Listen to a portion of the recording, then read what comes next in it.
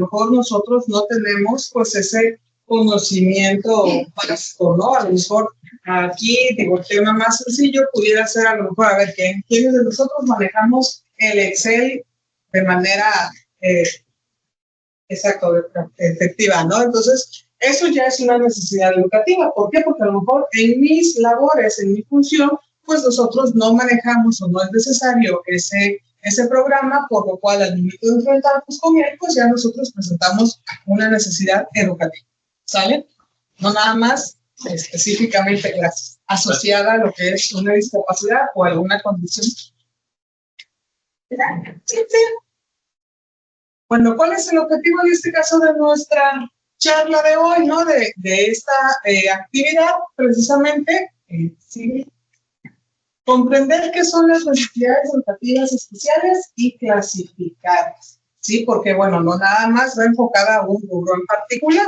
Podemos tener necesidades educativas, en este caso temporales, ¿no? Como pudiera ser el ejemplo del Excel, a lo mejor enfrentarnos momentáneamente a alguna situación, desde el hecho, ¿no? De ir a un país de vacaciones, un país extranjero, y nosotros no conocer el idioma, precisamente ya enfrentamos una necesidad educativa, ¿sí? En este caso, esos son temporales, y de otra manera tenemos precisamente las permanentes, que ya van asociadas un poco más a ciertas condiciones o alguna situación de discapacidad o alguna situación física, ¿no? En la cual nos permita o nos requiera tener alguna necesidad de manera constante. Entonces, conocer el marco legal y político que los respalda, porque no nada más es así como, a ver, aquí está esto y tal cual que aparece, ¿no? Hay que buscarle el cómo o el por qué. Entonces, vamos a conocer el marco legal y político del cual está respaldando darle la respuesta a estas necesidades educativas especiales. Y 3, diseñar estrategias pedagógicas inclusivas, incluyendo la atención a la neurodiversidad e inclusión. ¿Por qué? Porque, bueno, ahorita como tal se busca con la nueva escuela mexicana, ¿verdad? Pues darle a todas las personas educación de calidad y enfocada a las necesidades que presenten, desde la parte contextual hasta la parte como tal educativa específica, ¿no? Entonces, en este caso vamos a platicar un poquito de estas cuestiones. Ahora, número 1. ¿Qué saben ustedes de las necesidades educativas? ¿Qué creen que sea? Digo, ya les digo un pequeño diálogo introductorio, ¿no? Pero para ustedes, ¿qué considerarían que es una necesidad educativa especial?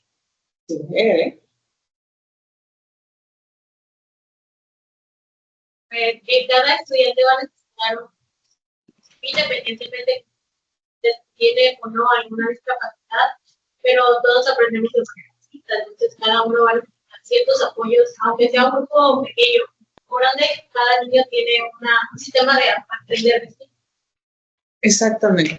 Sí, a grosso modo nos dice que son apoyos adicionales para garantizar el aprendizaje y la participación del estudiante, ¿sí? Pero bueno, en este caso no quiere decir que únicamente se va a enfocar a las necesidades del aula, ¿sí? Se pueden enfocar, obviamente, en temas de contexto familiar o de contexto social. Por ejemplo, los niños con autismo, ¿no? Al momento de introducirlo a lo que es la parte social, pues tienen algunas características, ¿verdad?, que es necesario darle atención. Sí, les comentaba yo hace rato, tenemos necesidades permanentes y tenemos necesidades temporales. En el caso de las necesidades permanentes van más enfocadas a las condiciones o a las discapacidades que se pueden presentar, que son las que ya conocemos, ¿sí?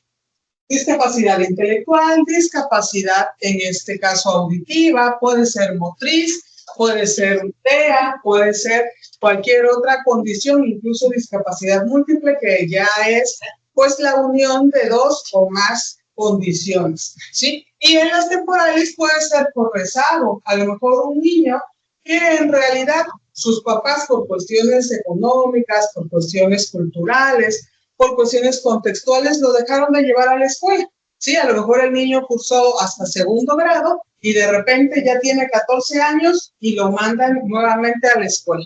Eso es una necesidad temporal. ¿Por qué? Porque pasó muchos años como tal fuera del contexto escolar y ahora se tiene que reincorporar. Por eso hablamos aquí de rezago, de barreras también de idioma, trastornos emocionales o trastornos transitorios. Sí, puede ser alguna situación, ¿no?, traumática que está enfrentando el niño o la niña y se tiene que recuperar o se tiene que permitir como tal, pues, el tiempo necesario para recuperarse y posteriormente reincorporarse.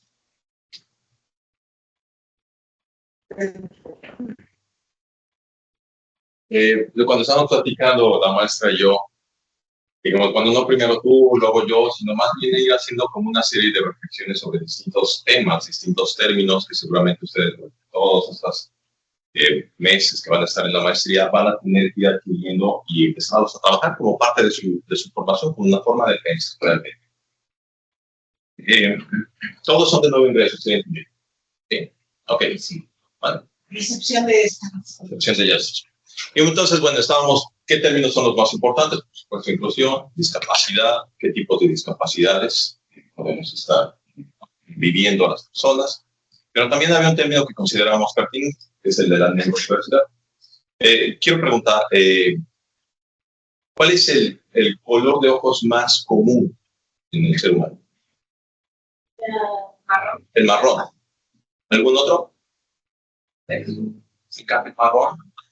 Del 60 al 80% de la población tenemos los ojos o marrón, ¿no? De ahí sigue el color azul, más o menos un 10-15%. De ahí sigue, creo que el verde, y el 1% de los ojos llega a ser este color gris, ¿no? Ahora, ¿cuál ve mejor? Creo que todos ven mejor. ¿Cuál es mejor? Creo que todos son iguales. Y creo que, y este ejemplo lo trato de poner para ir entendiendo lo que se conoce como la neurodiversidad. Desafortunado o afortunadamente, los seres humanos son prejuicios, o sea, a partir de los prejuicios vamos haciendo como divisiones. Igual en el cabello. Ahí vamos y queremos cambiar nuestro cabello, formar parte de un grupo. Y a partir de estas circunstancias surge un término que se conoce como la neurodiversidad.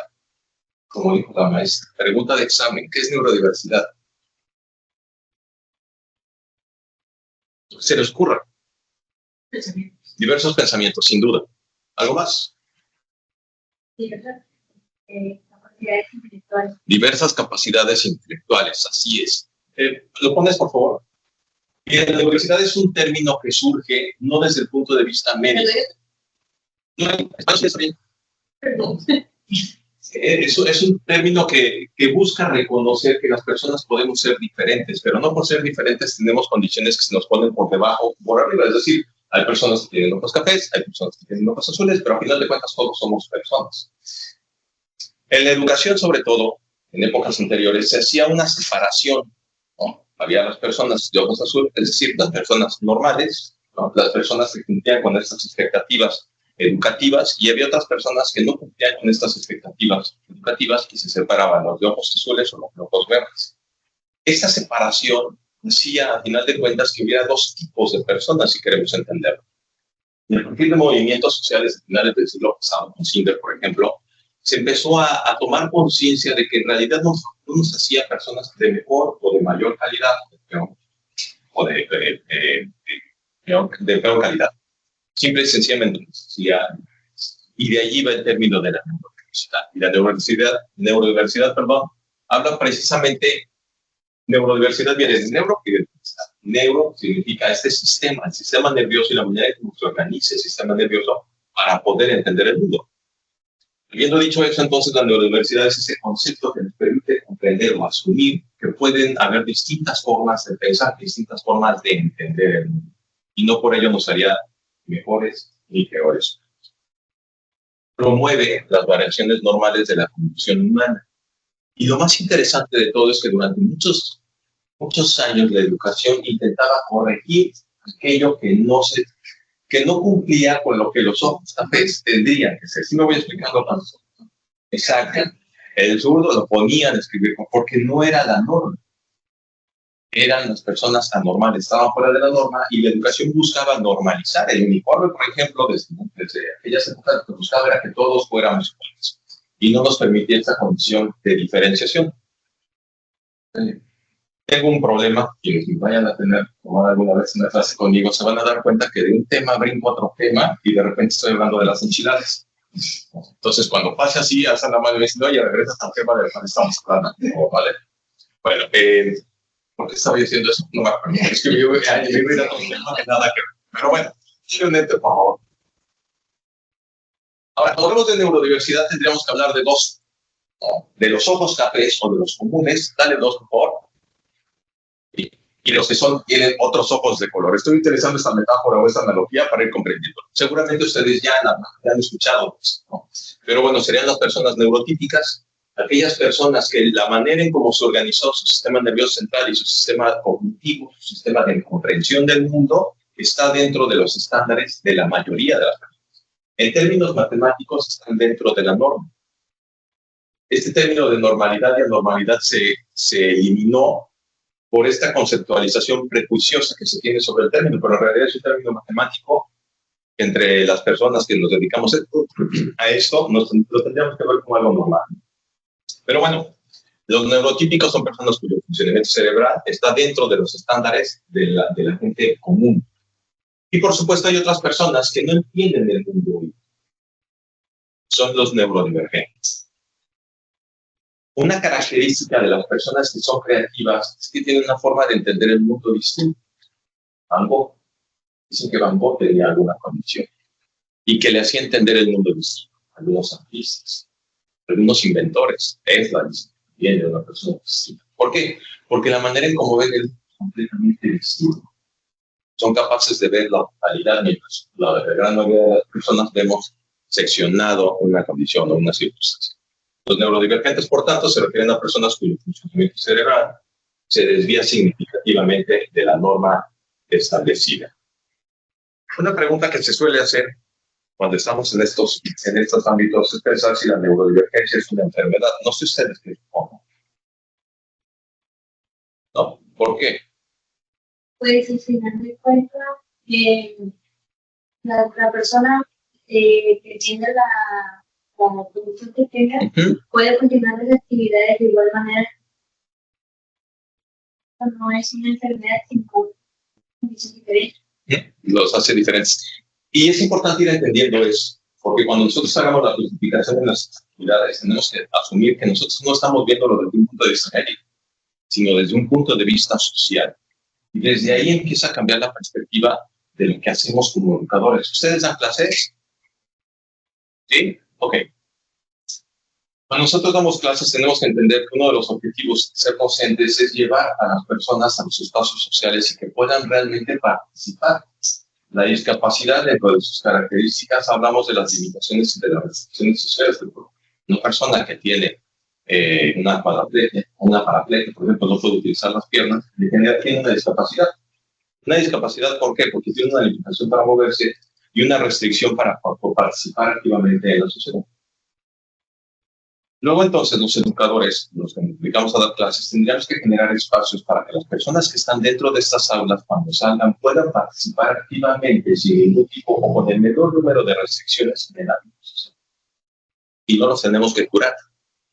Solamente les tenemos que dar las herramientas suficientes para que puedan ir aprendiendo. De ahí las necesidades educativas especiales. ¿Sí? Porque no es lo mismo atender a un espectro autista que a un espectro de un TDAH o incluso un trastorno emocional, un trastorno de... Actualmente se empieza a asumir que los trastornos los trastornos bipolares podrían ser parte de una conceptualización de la neurodivergencia. Pero bueno, en fin, ya sería el tema de algún día de acción posterior. Dale otro enter, por favor. Regresando a esto, entonces, tendríamos que entender que cuando hablamos de neurodiversidad, tendríamos que verlo más desde un punto de vista médico, desde un punto de vista social, desde un punto de vista que nos permita transformar las expectativas, las condiciones, la apreciación que la sociedad tiene de nosotros. Las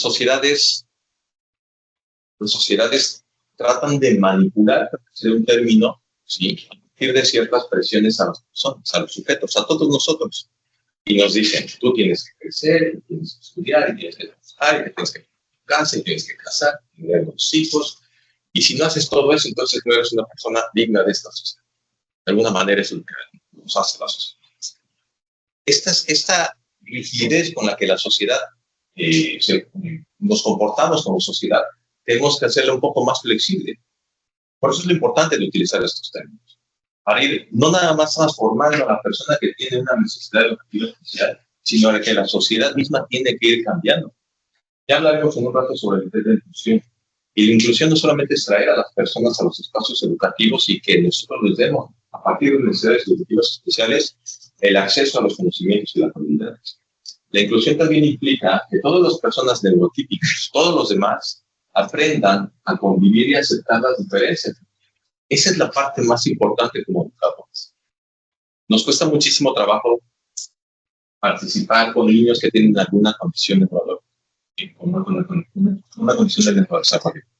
Pero tal vez creo que lo más importante como a veces participar con los maestros, con los padres de familia, con los niños neurotípicos, con las sociedades, para que vayan aceptando la diferencia como parte de la sociedad. Ya estoy yendo a otro tema más político. Por eso voy a cerrar aquí. ¿Sí? Le das un enter. Y voy a tratar de cerrar esta parte con lo que serían las divergencias. En el estricto sentido, tratamos de integrar dentro de este concepto de las neurodivergencias todo lo que serán los trastornos del neurodesarrollo.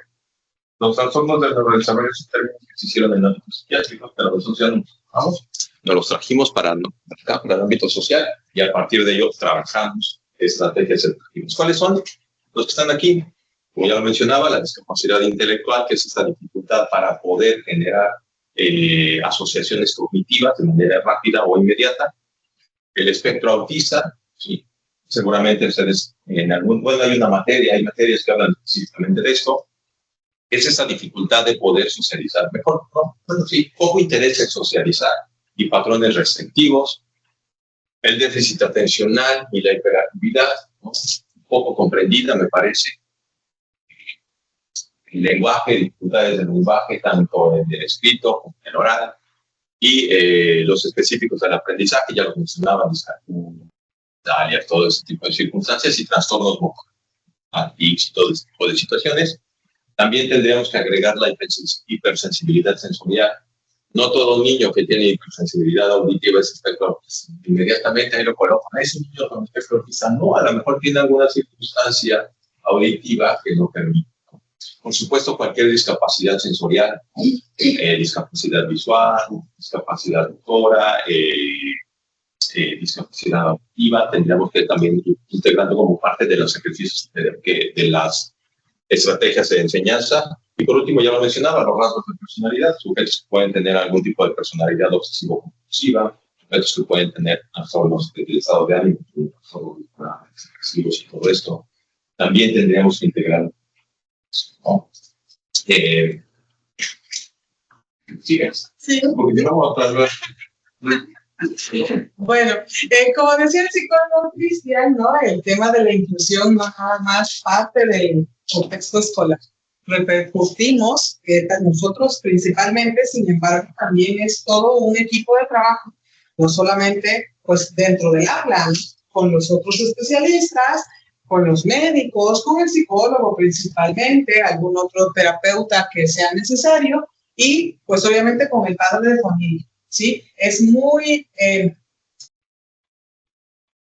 complicada, es la palabra, ¿no? A veces tener este equipo de trabajo o esta red de apoyo que funcione al 100%, pues porque una pauta que marcaba el psicólogo es cierta, ¿no? O sea, a veces no tenemos no solamente la capacidad, a veces ni siquiera tenemos la disposición. Y eso es algo que repercute todavía mucho más que en términos de preparación. Sí, entonces nosotros como docentes tenemos también estas 3 estrategias principales que vamos a poder utilizar dentro de nuestra aula, buscando precisamente que nosotros proporcionemos esta inclusión de la persona que presenta alguna necesidad o alguna condición, pues tanto dentro como fuera. ¿Por qué? Porque, a ver, algo que también parte de la sociedad es el hecho de que muchas veces los padres piensan de la escuela y ahí se le va a quitar todo. Incluso hay ocasiones en las que el mismo padre nos dice, ¿y cuánto tiempo va a estar aquí? cuando hablamos de un centro de educación especial, ¿no? O un tema sobre todo en cuestiones de tratamiento farmacológico en los niños con TDA o con TEA, etcétera, ¿no? Ahí, ¿por cuánto tiempo lo va a tomar? O ahí no se lo voy a dar porque el niño va a estar drogado todo el tiempo, ¿sí? Y en este término, en cuestiones sociales, pues sí, a lo mejor sale un poco de nuestras manos, sin embargo, es parte de las estrategias que nosotros necesitamos también cubrir y que debemos de favorecer una red de apoyo precisamente para que el alumno pueda continuar con su proceso de inclusión de manera adecuada. ¿Cuáles son las tres principales estrategias? Pues bueno, como docentes, obviamente las adaptaciones o adecuaciones curriculares. ¿Por qué? Porque no nada más le vamos a dar, en este caso, al niño un contenido para que lo aprenda. Sobre todo, dentro de nuestra sociedad también lo que siempre el padre quiere es que aprenda a leer y a escribir. Y hay ocasiones en las que el niño necesita habilidades previas para poder desarrollar ese tema académico, ¿no? A lo mejor tenemos habilidades de pensamiento que es necesario tomar previas, funciones ejecutivas. ¿Cómo queremos que el niño haga una suma, una resta, una multiplicación mental cuando no tienen las habilidades desarrolladas primordiales para poder llegar a ese punto que todavía es más complicado? En el aspecto motriz, ¿sí? Queremos que aprenda a leer y escribir y el niño se la pasa sentado. No hay una actividad física que requiera la coordinación, la lateralidad, el tono muscular, etcétera, etcétera, ¿sí? Entonces, esas adecuaciones son parte y completamente válidas para poder llevarlas adentro de nuestra aula. Que les voy a contar aquí algo.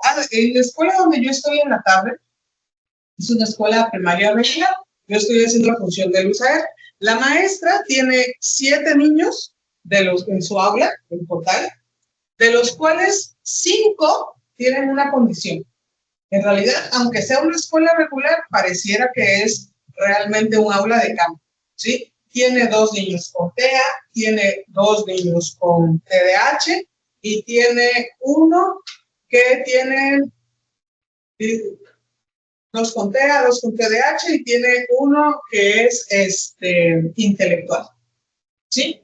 Su grupo completo le requiere, que al inicio se sentó conmigo y le dije, no sé qué cosa voy a hacer.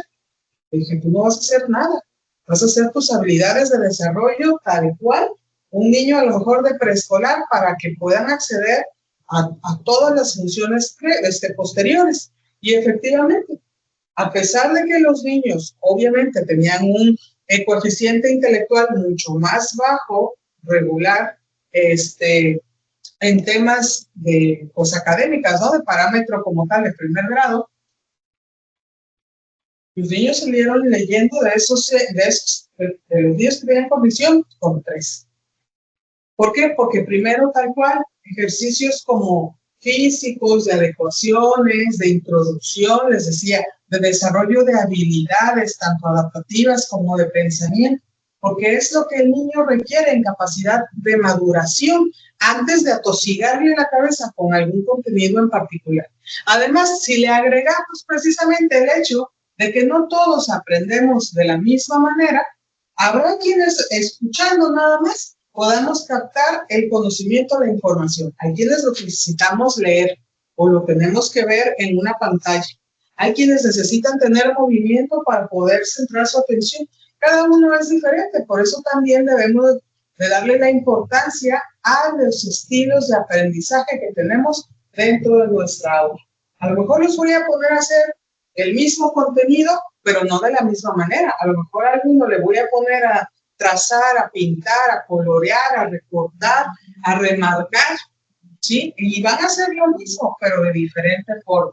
Y esto mismo nos va a permitir que el alumno llegue al aprendizaje. Posteriormente, bueno, aquí tenemos el diseño universal para el aprendizaje, que esto es específico de la nueva escuela mexicana, ¿verdad? ¿Qué nos dice este diseño universal?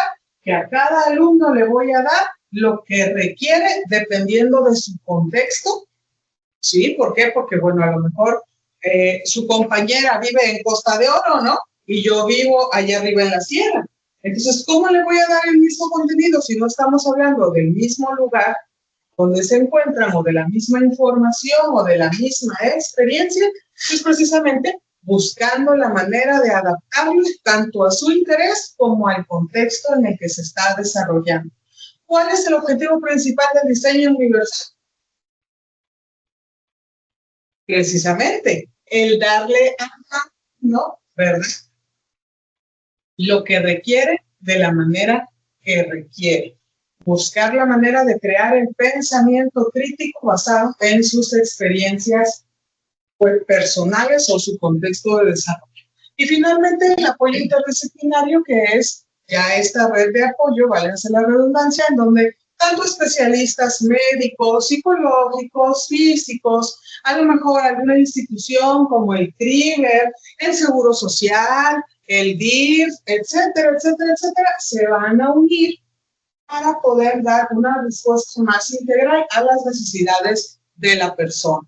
Ahora, aquí también incluye, ¿verdad?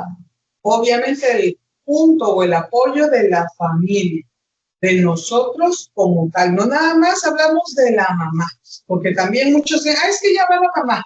Sí, pero la mamá no es la familia. Tenemos a veces papás, hermanos, tíos, abuelos, en los cuales es necesario también hacerlos participar para lograr que esa red de apoyo sea mucho más fuerte.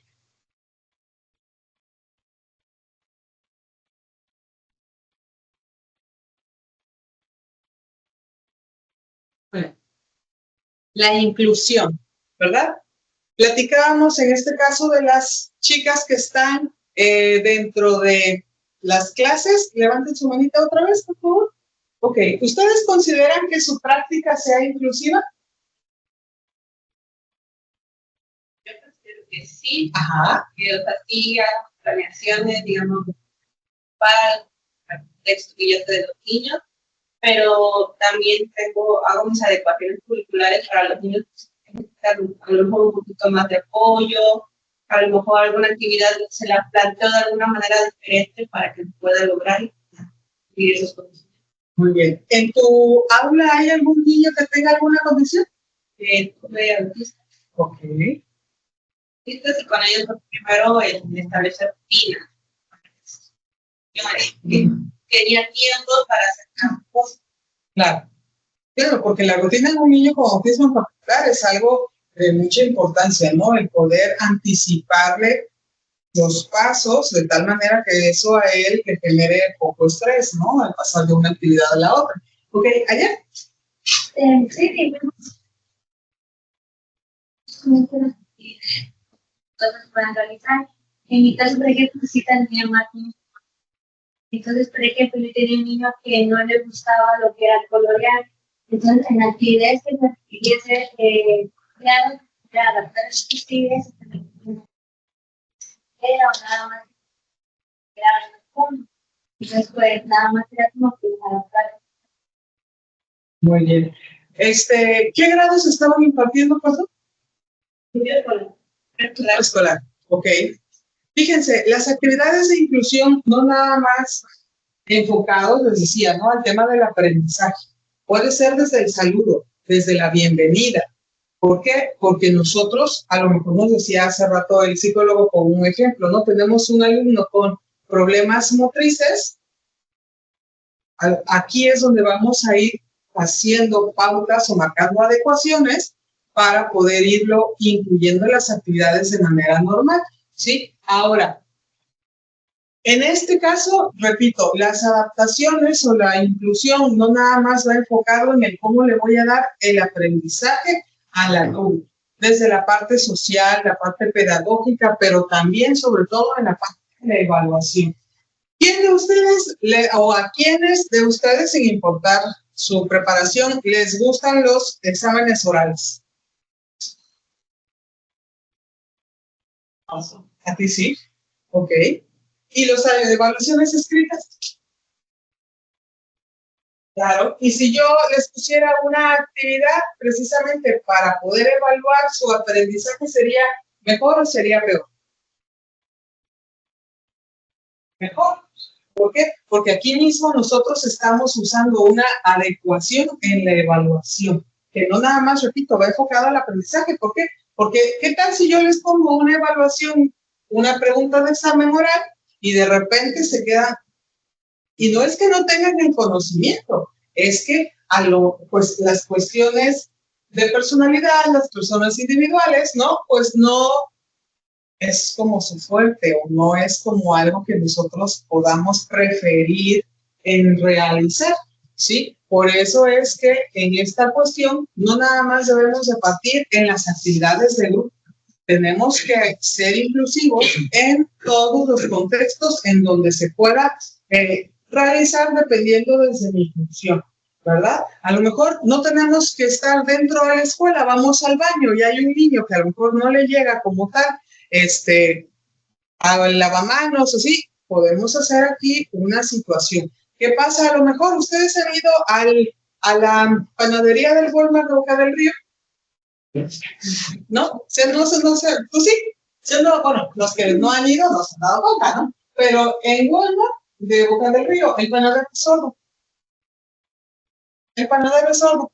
Entonces, sí, y él te ve, que es lo más maravilloso, porque realmente él te ve que tú andas como paseando por y te va y te pregunta que qué pan quieres.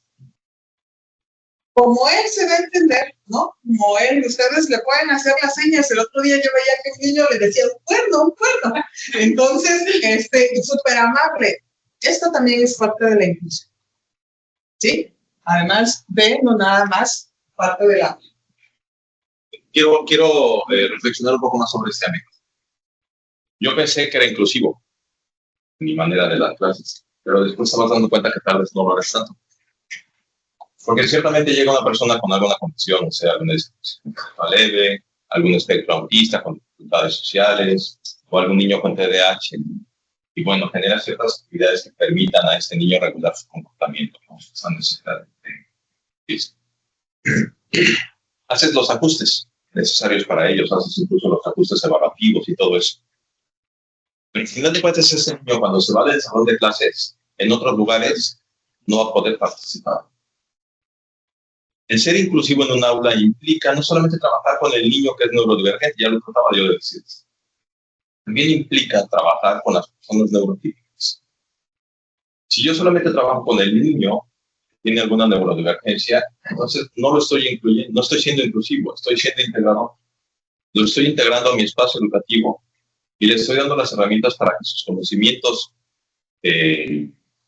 académicos los pueda ir obteniendo. Y a lo mejor estoy trabajando con él para que desarrolle habilidades sociales. A lo mejor estoy trabajando para que regule sus emociones o para que regule su comportamiento mejor, ¿no? Dependiendo de las circunstancias. Pero saben que no estoy trabajando con todos los demás. No estoy trabajando con todos los demás niños. Si yo tuviera un niño que es muy fuerte y un niño que es muy flujo y tuvieran que hacer alguna actividad física, uno de ellos tiene que cargar algo, ¿quién pondrían a cargar? El fuerte. Y que obviamente cada uno de los niños podría tener distintos roles. La realidad, en la vida diaria, cada uno de nosotros podemos cumplir distintos roles. Por ejemplo, una persona con discapacidad intelectual, una persona con trisomía 21, síndrome de Down, anteriormente era síndrome de Down, cuya una de sus características es precisamente tener una discapacidad intelectual leve, moderada. Una característica de ellos es que suelen ser personas muy ordenadas y muy habituales. Siempre quieren hacer lo mismo. Si una persona así viniera con ustedes, ¿qué tipo de trabajo le recomendarían?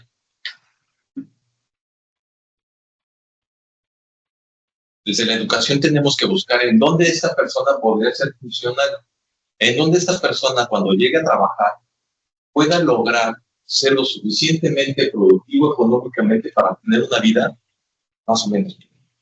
Una persona así bien que podría trabajar en un almacén, en una maquila, haciendo siempre lo mismo. Y entonces desde que están en la escuela nosotros tendríamos que generar esta forma de este desarrollo de habilidades para que él pueda integrarse al ámbito económico y pueda ser autosuficiente. Pero no nada más eso. Tengo que trabajar con sus compañeros porque alguno de ellos va a ser el gerente o alguno de ellos va a ser su jefe. Y su gerente o su jefe de la empresa donde este muchacho vaya a trabajar va a tener que permitir el acceso a este niño, o bueno, en ese momento a este muchacho. Lo que platica de este señor Zorro, ¿no? Sin duda el jefe tiene esta condición de vamos a integrarlo porque las características que son diferentes a las mías no implican que no pueda formar parte de una sociedad productiva y funcional. La inclusión implica entonces no nada más trabajar con eso, no nada más implica trabajar con el niño que tiene alguna necesidad educativa especial, sino también implica trabajar con todos los demás para cambiar y transformar nuestra forma de entender. La educación tiene ya hablaremos de ello, pero la educación, el rol del educador actual no solamente es transmitir conocimiento, es desarrollar una forma de pensar distinta, que acepte la diferencia. ¿Le das otra alternativa? Estos hay que tenemos que tener conscientes: discriminación, exclusión y segregación. ¿Qué es la discriminación? Es cuando negamos el acceso o restringimos el acceso a ámbitos escolares por cualquier circunstancia, porque a lo mejor tiene alguna enfermedad autoinmune, como ahí los impresionantes de VIH, por su género, por su condición de salud, por su etnia o alguna circunstancia social. Esto puede ser discriminatorio. Y dentro de la discriminación hay algo que se conoce como la segregación, que es la separación por características. Es difícil eliminar la condición segregaria en esta sociedad, pero la gente que tiene mucho dinero lleva a sus hijos a cierto tipo de escuelas. La gente que tiene más o menos dinero la lleva a otra, y las que no tienen dinero las llevan a otra. Ese simple hecho en la educación ya es una condición segregada. Estamos segmentando las características del educador. La condición idónea, donde nosotros tendríamos que aspirar, donde ustedes tendrían que aspirar como personas que están en el ámbito de la educación, no nada más el que está en el grupo, sino el que administra un espacio educativo, el que promueve los espacios educativos. Tendría que buscar al máximo, a disminuir al máximo la segmentación y la discriminación. Y por supuesto, inclusive, aunque las personas estuvieran juntas en un espacio, podríamos ser excluyentes, ¿no? Que es darle otro término. Y que es precisamente ofrecer espacios educativos. No, es que la pantalla es tu. Por eso digo que yo fui. Okay. Sí, es cierto. Bueno, precisamente espacios educativos que dificulten la participación y el desarrollo de los estudiantes. Aquí viene un dilema, nada más lo pondré en la mesa y lo reflexionaré con más actividad, ¿no? Nuestra cultura obliga a que todos tenemos que llegar a estudiar una licenciatura, a que todos tenemos que estudiar una maestría, que todos tenemos que estudiar. ¿No? Porque si no haces todo esto, entonces no eres un buen ciudadano. Eso es falso. Algo que tenemos que trabajar como docentes, y tenemos que trabajar muchísimo, es que nos demos cuenta que no la educación formal, licenciaturas y doctorados, no la panacea para la solución de muchas personas. Habrá sujetos que sus habilidades y sus características serían propias. Y me estoy oyendo excluyente, secretario. No quiero que se entienda así, sino que acabo de ser realista con las condiciones. Hay personas, necesitamos buenos técnicos. Y hay personas que podrían trabajar en estos ámbitos. Y nosotros, desde que somos pequeños, tendríamos que promover una educación que no sea prejuiciosa alrededor de esos temas. ¿Sí me expliqué? Sí. Bueno. Yo, nada más, paréntesis pequeño. Sí. Hay países mucho más desarrollados, ¿no? Varios, casi la totalidad de los países de la Unión Europea, ellos siguen teniendo en temas educativos la implementación del preescolar, que son los mismos 3 grados, al cual nosotros, y de ahí tienen 4 ciclos escolares como si hicieran una primaria. A partir del grado número 5, ellos aplican una evaluación como tanto de conocimientos, como psicométrica, psicológica, etcétera, etcétera, y dependiendo del puntaje alcanzado, ellos es como van dividiendo precisamente a su población. ¿sí? Las personas que no tienen como ¿no? O algún coeficiente intelectual tan elevado, van a un tipo de escuela que en este caso hace como la correspondencia entre la prepa y un oficio, ¿sí? Tal cual como una capacitación laboral. Después y bueno, son 11 años nada más, ¿no? Es decir, de esos 4, 11 más que vienen siendo el equivalente. Posteriormente, el siguiente nivel va de la prepa a lo que se considera una carrera técnica. Tal cual. Y finalmente, lo que es el último nivel, el nivel más alto, en este caso son las personas que tienen como el derecho de ir o pues de cursar una carrera universitaria, ¿sí? ¿Qué pasa aquí con las personas que están seleccionadas o clasificadas de esta manera? Bueno, el que presentó examen y quedó en el rubro del oficio puede presentar posteriormente, vaya avanzando en su nivel educativo, puede presentar otro examen para que de ese oficio pueda subir a lo mejor al nivel de la carrera técnica, ¿sí? Pero nunca va a poder subir al nivel de la universidad. Es decir, él puede continuar con sus estudios, realizando ciertas actividades extraescolares que le permitan subir de un oficio a una carrera técnica. Y el de la carrera técnica puede aplicar lo mismo para subir al nivel de la universidad.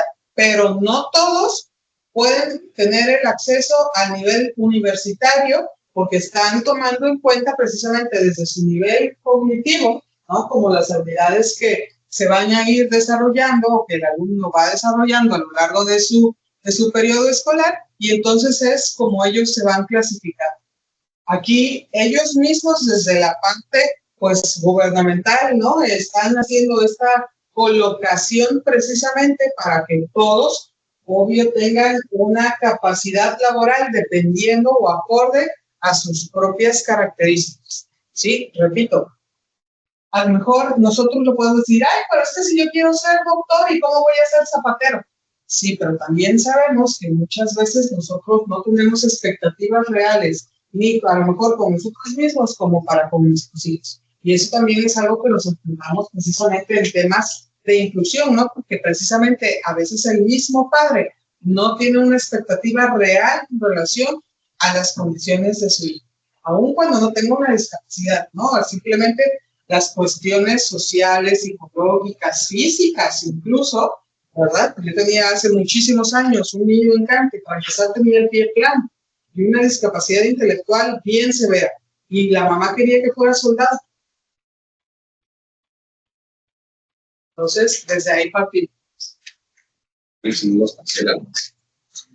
Pero sí es una realidad. De hecho, los que más sufren, o sea, los que realmente yo he visto sufriendo y incómodos con su vida personal son aquellos muchachos que llegan a un ámbito universitario, por ejemplo, porque los papás los están obligando y viven con un estrés horrible, de verdad. Sufren esos muchachos, cuando tal vez serían más felices haciendo una cosa. Pero bueno, no es mi intención que quede como esta condición como prejuiciosa, sino tratando de ser realistas y pues, cuál es parte de nuestra responsabilidad como docentes, ¿no?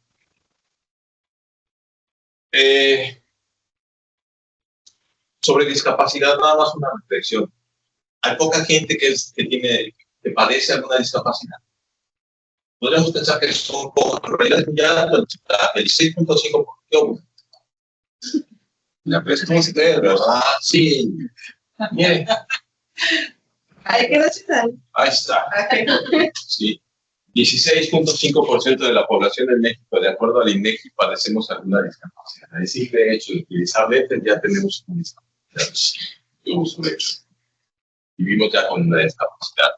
Una de las discapacidades que la gran mayoría de los seres humanos vamos a limitar es el dolor. Y llegas a los 40 años de ácido, y eso es discapacitante, dejas de hacer muchas cosas. A los 60 años ya vas caminando con cuidado. Eso es discapacitante. La discapacidad es una realidad. Y pensamos que no la tenemos. Cuando Perdón, pero además ¿sí? Le agregas precisamente de la tecnología, porque el hecho de usar los audífonos de moda te puede una discapacidad auditiva previa. Sí. podemos hablar de todo esto, cómo afecta, ¿no?, la tecnología y que puede llevar a una condición discapacitante. Mencionado problemas o condiciones mentales, el 1.3%, algún tipo de limitación, un alto porcentaje, el 11.1%, ¿no? El hecho de que tengamos que utilizar, bueno, que lo escuchemos bien, que no tengamos un buen desarrollo psicológico, también podría ser discapacitante. En fin, es una realidad de nuestra población y es parte de lo que tenemos que tener presente en el momento que desarrollamos cuestiones, programas, ejercicios educativos, ¿no? Adelante. Bueno, ¿cómo sabemos si realmente nuestro desempeño laboral o profesional pues es precisamente inclusivo? Tenemos que tomar en cuenta estos 4 principios dentro de nuestra práctica educativa, ¿no? Lo que es la accesibilidad. ¿Yo le estoy proporcionando accesibilidad? Sí, no, ¿cómo y en qué áreas? Tenemos accesibilidad física, cognitiva y emocional. ¿Qué pasa con los niños de preescolar que apenas van ingresando a primer grado de preescolar y nunca se han separado de su mamá? Lloran.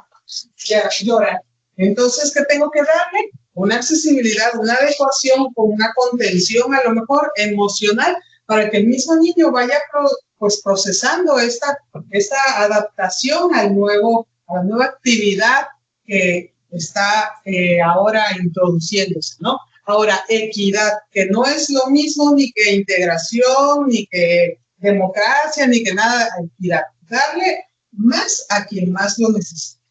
Y aquí en este caso, de la misma manera, nos ponía el psicólogo un ejemplo, ¿no? Tenemos un niño más fuerte, más grande, a lo mejor en tamaño, más alto, y uno mucho más pequeño, más finito, incluso pues más delgadito, ¿no? Aquí le voy a dar precisamente el apoyo a quien más lo necesita. No voy a poner al chiquito a cargar al otro más grande, ¿no? Voy a hacerlo a la inversa. ¿Por qué? Porque voy a ver las condiciones individuales y entonces voy a ver quién carece de qué o quién tiene más de qué y entonces los voy a nivelar tal cual, ¿sí? Participación plena, todos trabajan o todos participan de la misma manera. Si yo voy a hacer una actividad, a todos les voy a dar como tal una función para que no es que todos vayan a recortar o no es que todos vayan a salir corriendo, a lo mejor uno es bueno recogiendo, a lo mejor otro es bueno acomodando, etcétera, etcétera, pero que cada uno tenga su participación de manera correcta dentro de las actividades y el respeto a la diversidad. Aquí nos enfrentamos sobre todo cuando estamos inmersos en una escuela regular con los docentes regulares. Sí, no es agraviando a nadie, pero muchas veces llega algún niño con alguna condición a la escuela y dicen, no, ese niño no. Y es también una realidad.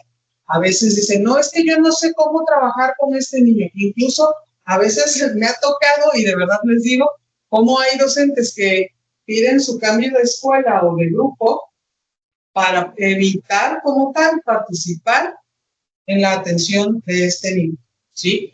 Incluso de manera social, ¿no? Cuando pues una mamá también tiene derecho de llevar a su niño con autismo al cine, a las actividades sociales, y cómo las mismas mamás todavía, a pesar del avance social que tenemos, jalan a su hijo y lo primero es, no, ven, no vayas a jugar con él, ¿no? O no vayas a participar o no te lleves con él. Exacto. Y deja que le fuera a pegar, ¿no? Como si le hubiera, o como si se fuera a contagiar por él.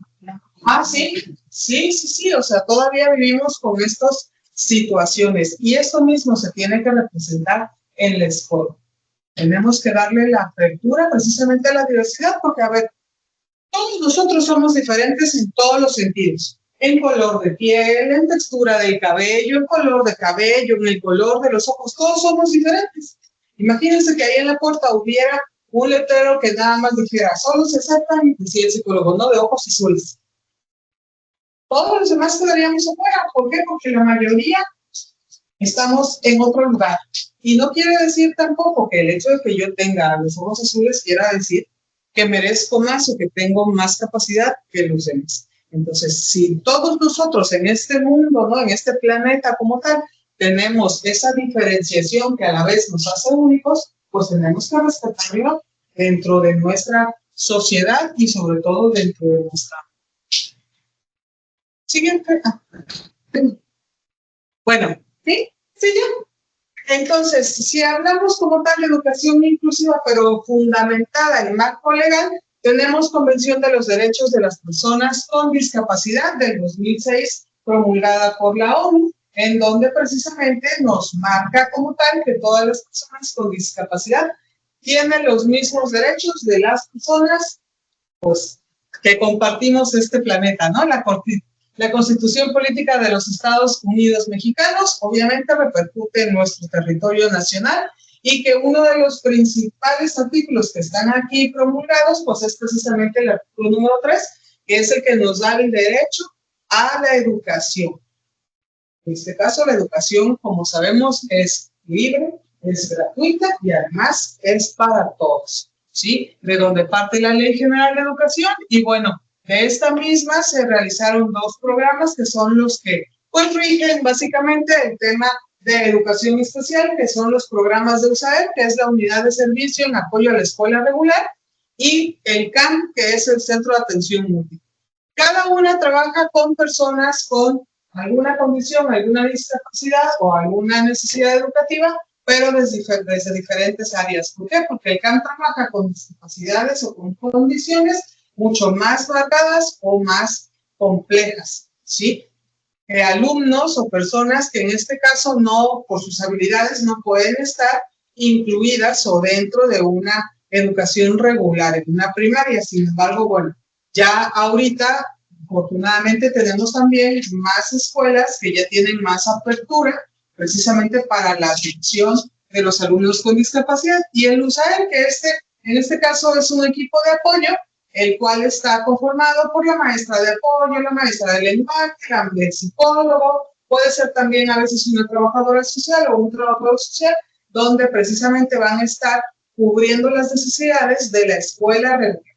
Ojo, aquí no nada más se trabaja con cuestiones de los alumnos, sino también en atención a ayudar a los docentes a elaborar tanto sus planes de trabajo, sus adecuaciones, darle capacitaciones. A lo mejor le llega un niño sordo y él no maneja lengua de señas, o llega un niño ciego y no maneja braille, entonces el personal del USAER tiene la función de poder capacitar al docente regular para darle la respuesta al alumno.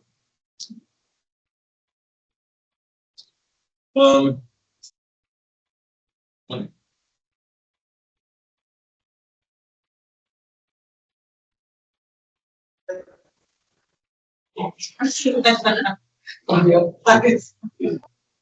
Bueno, dificultades, sí, nos vamos a enfrentar muchísimas dificultades. El docente que está frente al aula se va a encontrar con muchísimas dificultades y también todo el aspecto administrativo, por ejemplo. Nos vamos a encontrar cada vez más, pero lo puedo asegurar. ¿Sí? Creo que la principal es la comunicación del docente con los padres. El proceso de inclusión, el buscar estrategias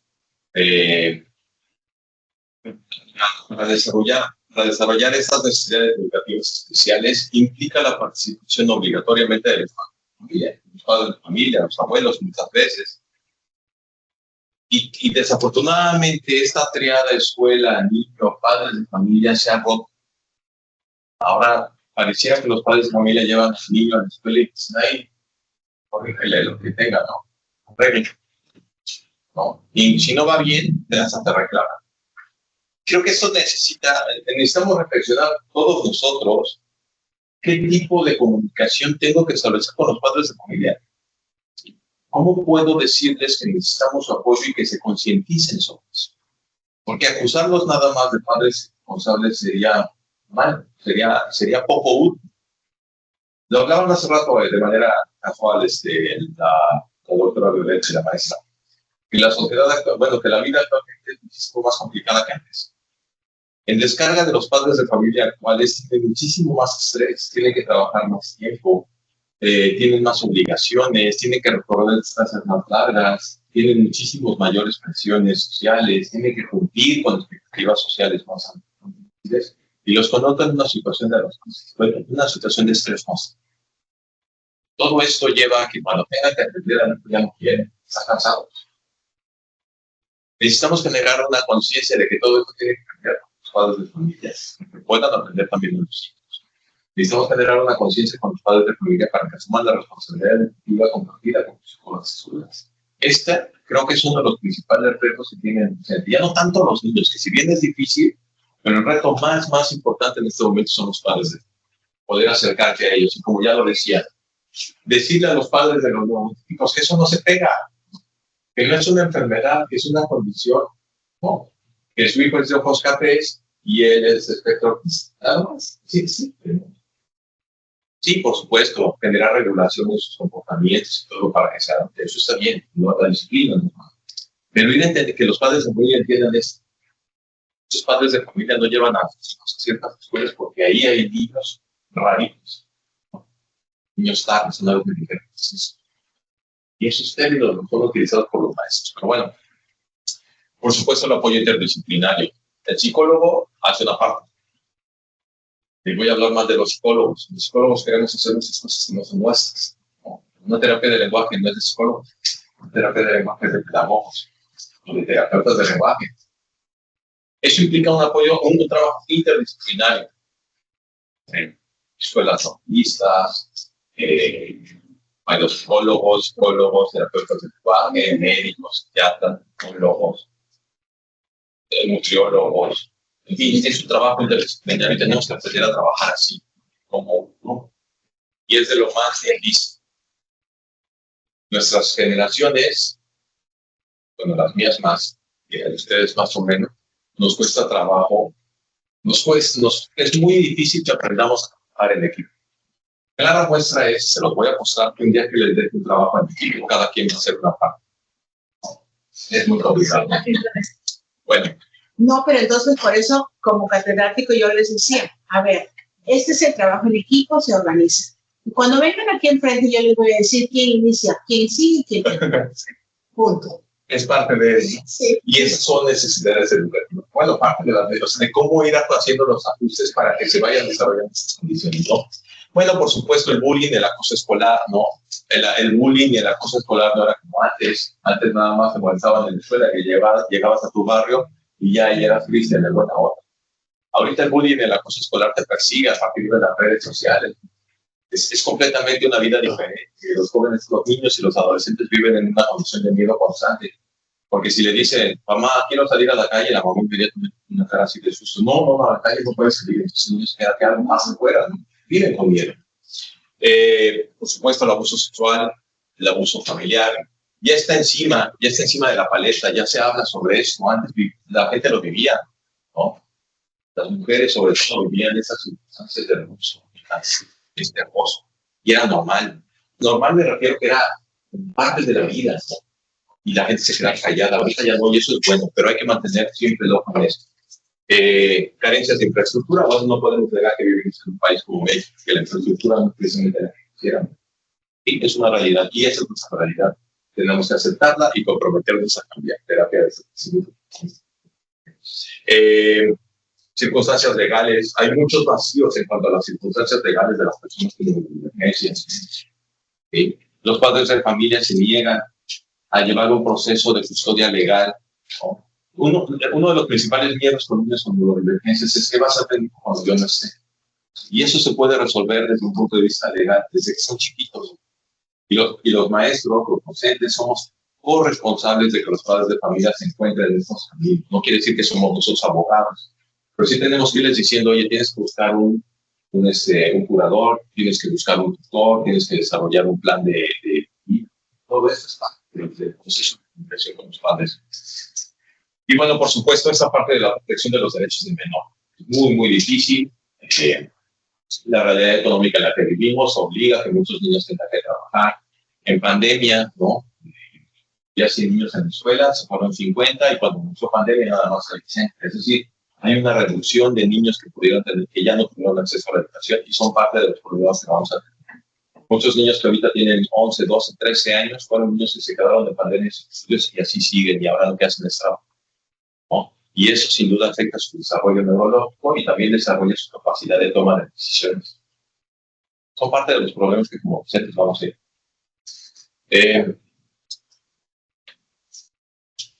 Por supuesto, estoy hablando del aspecto de los docentes, ¿no? En general, pero también hay otros retos de la neurodivergencia en los ámbitos educativos, del desarrollo escolar.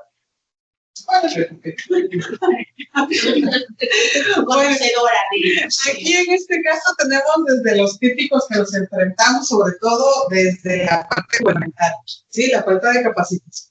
El gobierno te demanda atender, a apoyar, a hacer, etcétera, etcétera, pero no tienes una capacitación por parte de ellos. Obvio, también sabemos, ¿verdad? Que si nosotros queremos progresar, tener un desempeño laboral con mayor profesionalismo, sabemos que tenemos que invertir.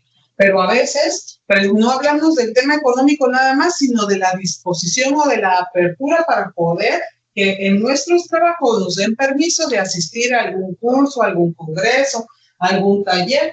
Sí, sobre todo, todavía a veces pareciera irónico, ¿verdad? Pero en cuestiones a lo mejor particulares, privadas, a veces la escuela particular es como un poco más abierta a darte o a otorgarte un permiso que en temas de gobierno.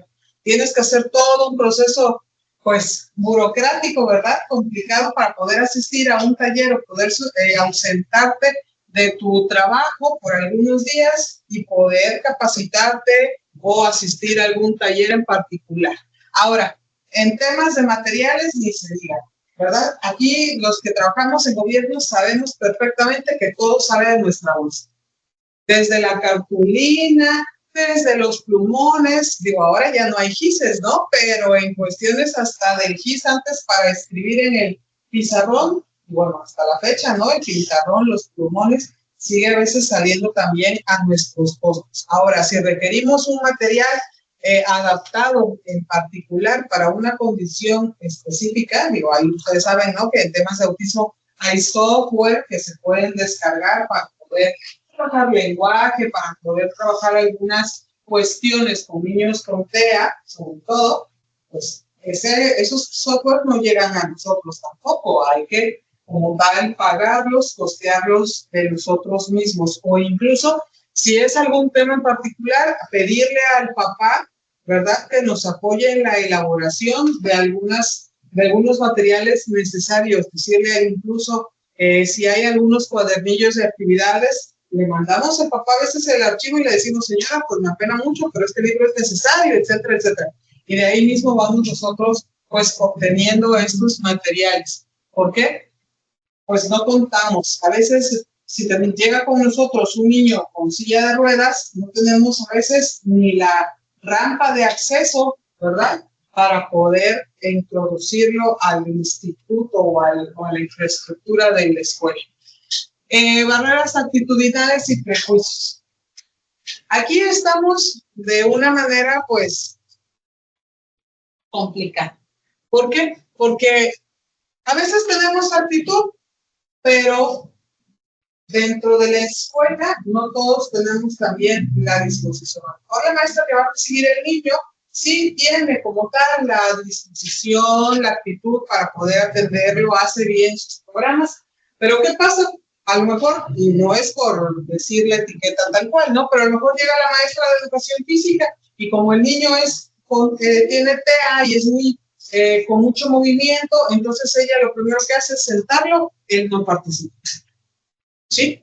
Y aunque yo le esté dando la respuesta en mi salón, aunque esté logrando que sus compañeros trabajen con él, lo acepten, que él se esté pues adaptando adecuadamente al contexto, puede que nos encontremos con alguien que no presenta ni la misma actitud ni la misma disposición y que parte también, ¿verdad?, incluso de entrar en esta parte del bullying y de la exclusión. Nos ha tocado ver, después de tantos años de experiencia en una escuela regular, ¿verdad?, como todavía hay docentes de escuela regular que dicen, no, yo no, porque ese está ocupado.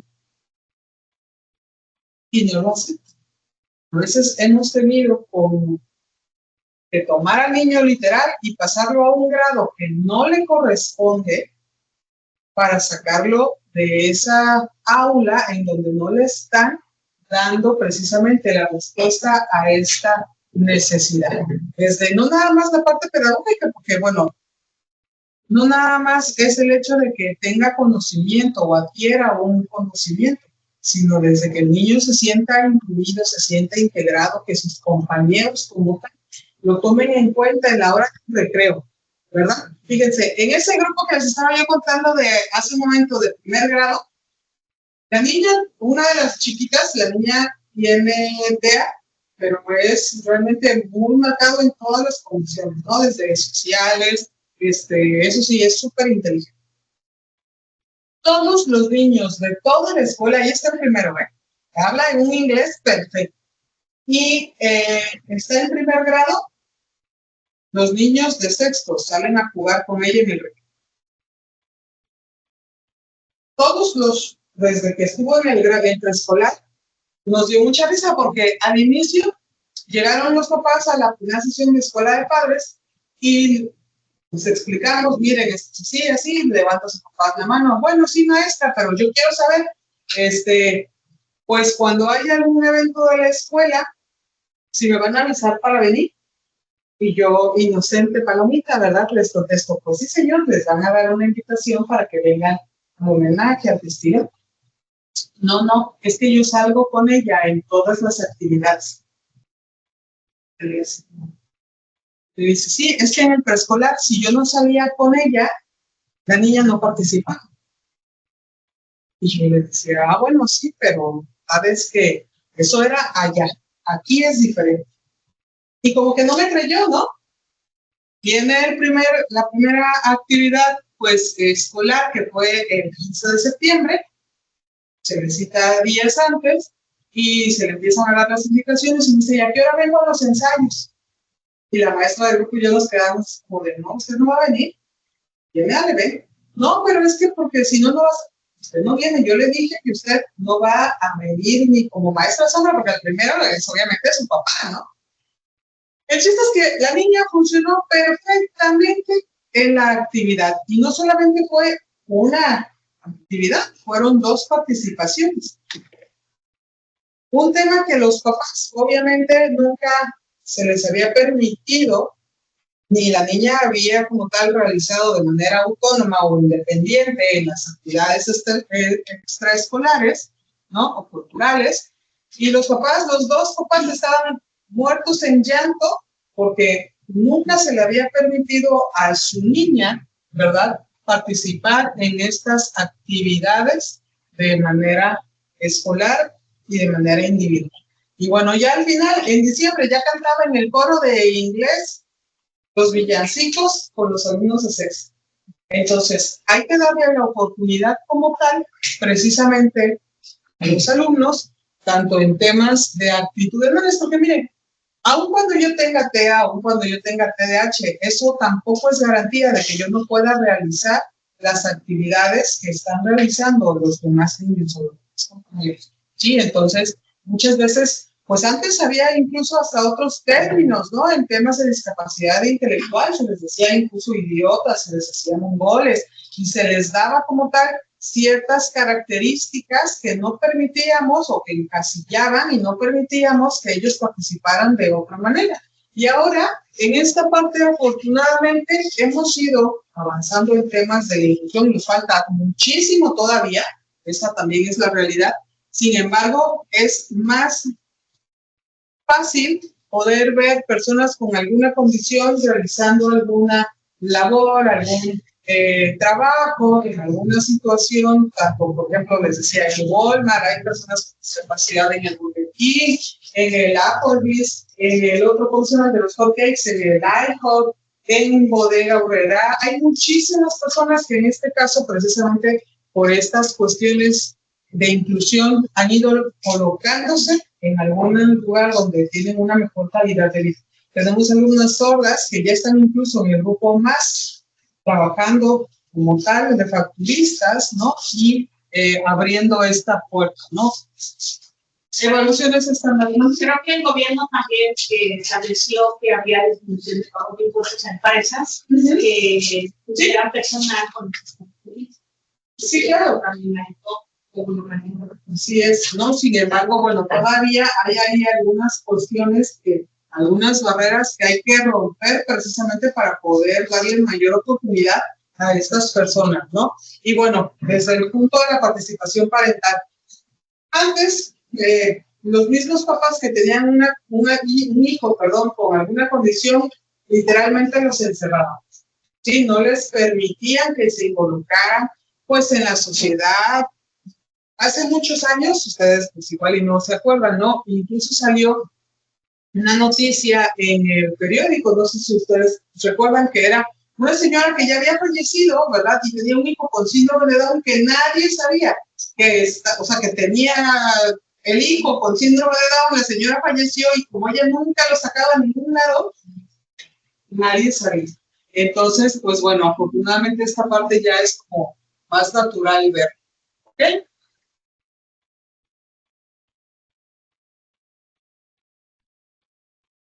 Entonces, ¿cuáles son algunos de los retos? Pues precisamente identificar, prevenir y reducir. Identificar las necesidades, prevenir, es decir, hacerse de ciertas estrategias, ¿verdad? Para poder ir minimizando las barreras que limitan tanto el acceso como la participación y el aprendizaje de todas las personas que tenemos derecho a la educación, ¿sí? Nos dice finalmente que algo bien importante, nosotros como educadores debemos de tener bien presente que con la educación, con la inclusión, la educación inclusiva en este caso, no se negocia, es un derecho. Porque así como nosotros tenemos este derecho de ir creciendo en aprendizaje, en preparación, para tener mayores conocimientos, ¿verdad? Pues en este caso todos compartimos el mismo derecho, la misma libertad. Ahora, también una cosa que es muy importante y que recae principalmente en docentes es que precisamente el docente abre o cierra las puertas. ¿Por qué? A todos nos tocó un maestro que no nos daba como tanta oportunidad, que incluso hasta se nos hacía pesado, ¿no? Sobre todo, ya sea en la carrera o el maestro que tú cuando ibas a la primaria te decía, ay, sí, yo no quiero, ¿no? Que era el típico a veces, ¿no? Que te aventaba el gis, no sé, ¿no? Tenemos a veces malas experiencias en temas docentes, pero también tenemos la experiencia de haber encontrado un docente que precisamente nos abrió los ojos, nos ayudó a crecer, a motivarnos, a participar mayor en nuestra preparación. Y bueno, como pregunta nos dice de reflexión, ¿qué haremos a partir de hoy para que nadie se quede atrás? ¿Qué cosa está a mi alcance y que yo tengo la disposición de hacer, de cambiar, para que todos los que están en mi aula, en este caso, tengan las mismas oportunidades? Puede ser en temas materiales, puede ser en temas actitudinales. ¿Qué voy a hacer yo que está a mi alcance, que puedo cambiar para darle mayor respuesta a mis alumnos? ¿Sí? Muchas gracias. Bueno, sí, me parece que si ustedes están entrando tienen algún tipo de compromiso con el efecto de la educación, creo que todos tienen que ver con temas de educación. ¿No? ¿El que había estado? ¿Cómo? Derecho corporativo. Ok, derecho corporativo. Pero bueno, tendrás muchas oportunidades que será. Al final de cuentas, creo que todos nosotros tenemos algún tipo de responsabilidad con todo lo que la infancia. Más allá de que estemos incluso fuera del ámbito educativo, parte de nuestro trabajo como sociedad es el concepto que se tiene sobre qué es los neurodivergentes. Y bueno, ya se la pregunta, ¿qué podemos hacer en nuestro ámbito para que nadie se quede atrás? Por eso, bueno, tomo gracias. Si tienen alguna pregunta que hacer. Excelente. Pues hay que hablarle a Lestra ya. Listo, ok, perfecto. ¿Qué les pareció el tema? Bien, interesante. Así bien hace caso. ¿Qué piensan del tema de la exposición?